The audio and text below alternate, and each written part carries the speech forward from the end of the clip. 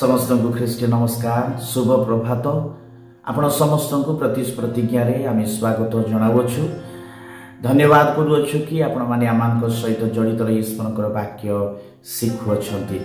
आसंतु आज ध्यान निमंते ईश्वर से प्रतिज्ञार वाक्य आम पाठ करुवा मार्क लिखित सुसमाचार तार 10 पर्वर तार 51 पद आमने पाठ करुवा से लिखा जीशु ताकू उत्तर देले मु तुम पाए कौन करिबी बोली तुम इच्छा करुअछ। हालेलुया। ए जो वाक्य बाक्यमय अंध जे कि पथ पार्श्व बसी भिक मागुची आउ ताकू जन्म अंध बोली कह जाए आउ से गोटे दिन जानिला कि जीशु ख्रीष्ट तांको ग्राम रे से आसी अछंती।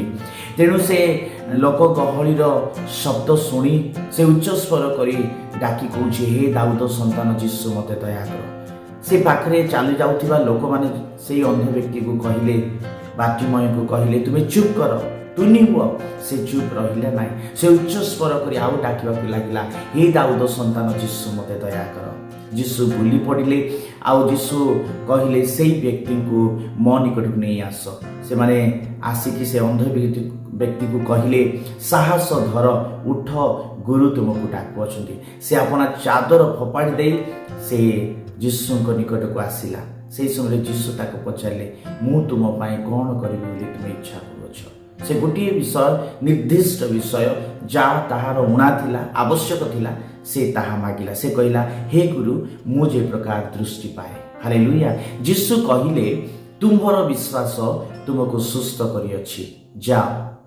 से समय से क्षणी से दृष्टि पाइला आउ जीशु ख्रीष्ट पछे पछे चलवाक लगिला।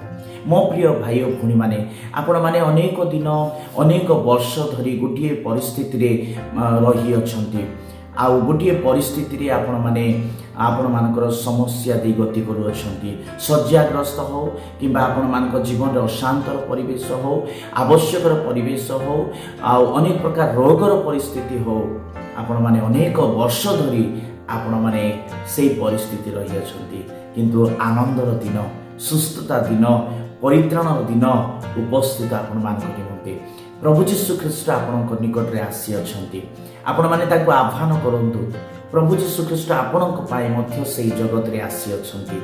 आपण ताको डाकरा दियंतु जे प्रकार से बाक्यमय अंध जीशु ख्रीष्ट को डाकरा देइथिला। से चुप रही नथिला परिस्थिति ताको चुप करैथिला लोक माने ताको चुप करबा पय चेष्टा करथिले किंतु कोनोसी से चुप कला नाही मानिला नाही काहे कि एबे से जानी पाला कि उद्धारकर्ता सुस्थकारी प्रभु जीशु ख्रीष्ट तांको ग्राम को आसी अछंती। आज आपणक गृह रे परित्राण जे प्रकार जक्षियक गृह रे परित्राण आसीथिला आपणक गृह रे परित्राण प्रभु देबा पय जाउ अछंती। आपणक जीवन रे परित्राण देबा पय जाउ अछंती। आपणक परिवार रे परित्राण से देबा पय जाउ अछंती। हालेलुया।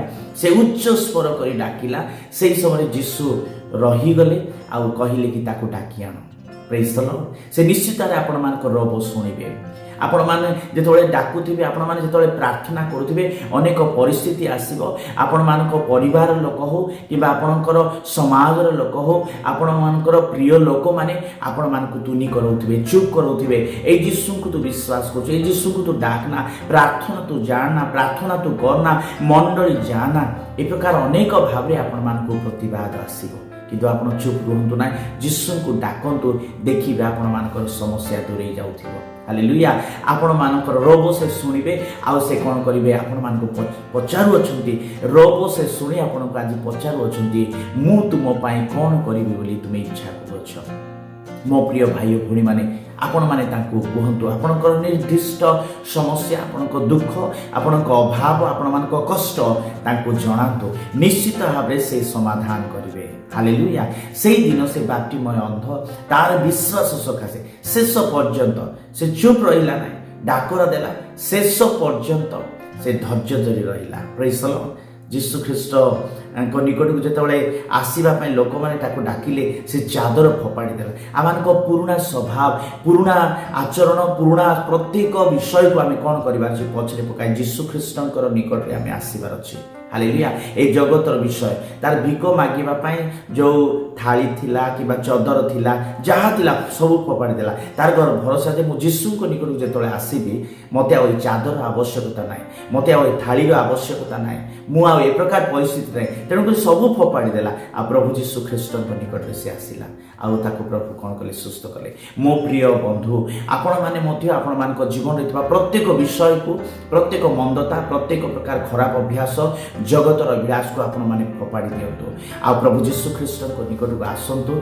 देखिबे से आपण मान जीवन रे से कार्य करुथिबे। एई जो शब्द मु तुम पई कोन करिबी ए जो शब्द इलिसाई भविष्यवक्ता जड़े विधवा को पचारि तांकर दुई पुत्र थिला आउ से विधवा थिले तांकर स्वामी भविष्यवक्ता थिले आउ से मृत्युवरण करिसंती किछि ऋण नै कि वर्तमान जाठ ऋण नै थिले सेही व्यक्ति आसिकी एई जो दुई पुत्र को दास करबा पे इच्छा करूछंती तेणु से समय से जो स्त्री लोक आसुंच आ इलिसाई को जनाऊँच आपणार दुख से समय इलिसाई कहते मु तुम कौन करी हालेलुया आउ से दिन इलिसाई कौन करते से आश्चर्य कार्य करते हांडी गुड़ाक पूरा तैल परिपूर्ण करी ताहा विक्रय करी तांकर दुई पुत्र को मुकुलैबा साहाय्य करते।